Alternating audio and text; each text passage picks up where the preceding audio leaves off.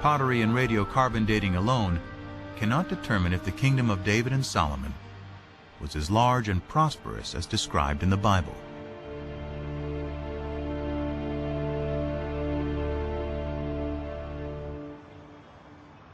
Fortunately, the Bible offers clues of other places to dig for evidence of this kingdom.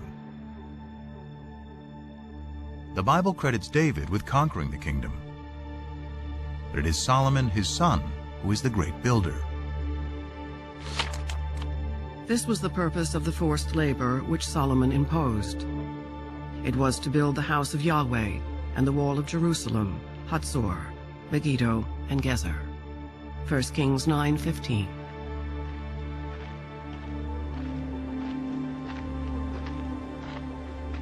Here in Hatzor, Amnon ben Tor, director of excavations, believes this may be evidence of Solomon's building campaign.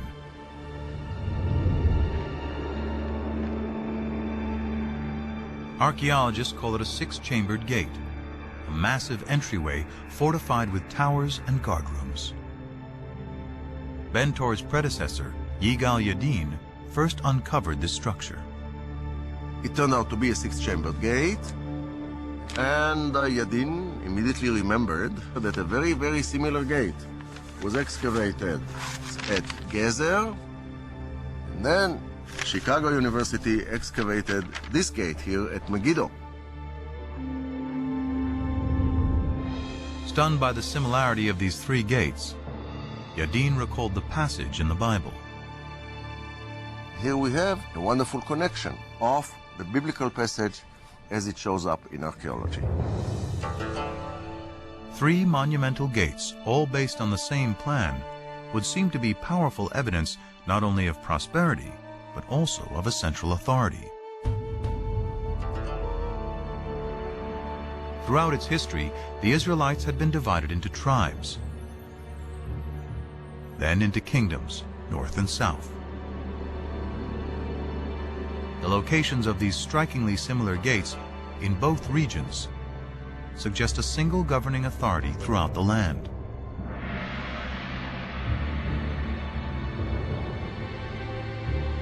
But how can we be sure this is the kingdom of David and Solomon?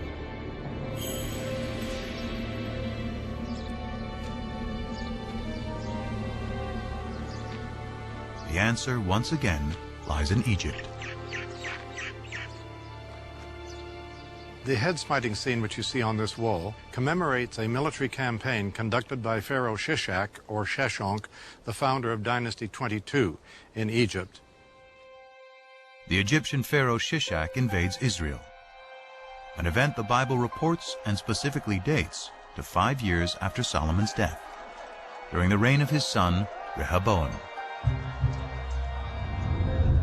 In the 5th year of King Rehoboam, King Shishak of Egypt marched against Jerusalem and carried off the treasures of the house of Yahweh and the treasures of the royal palace.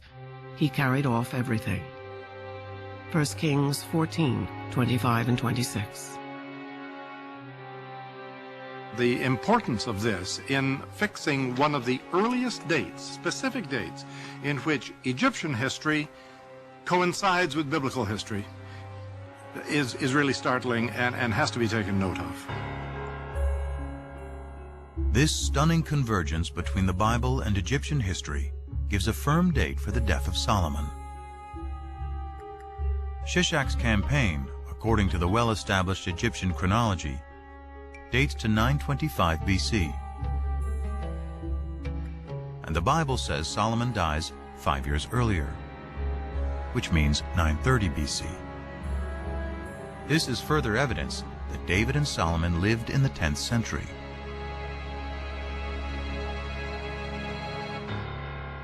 But there's even more hidden in these walls.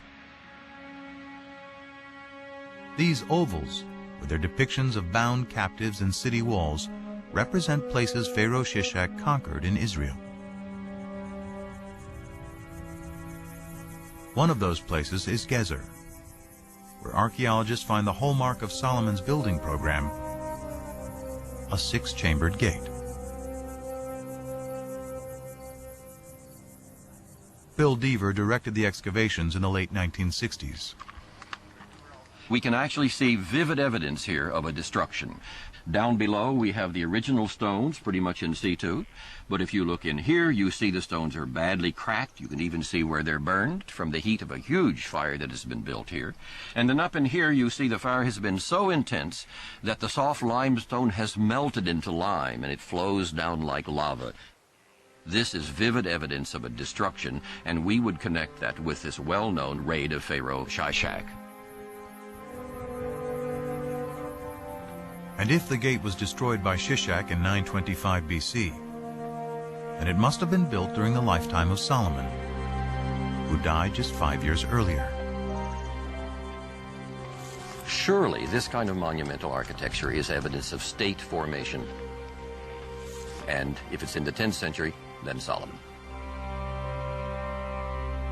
Although a minority of archaeologists continue to disagree, this convergence of the Bible, Egyptian chronology, and Solomon's gates is powerful evidence that a great kingdom existed at the time of David and Solomon, spanning all of Israel, north and south, with its capital in Jerusalem. But Jerusalem is more than a political center. It is the center of worship.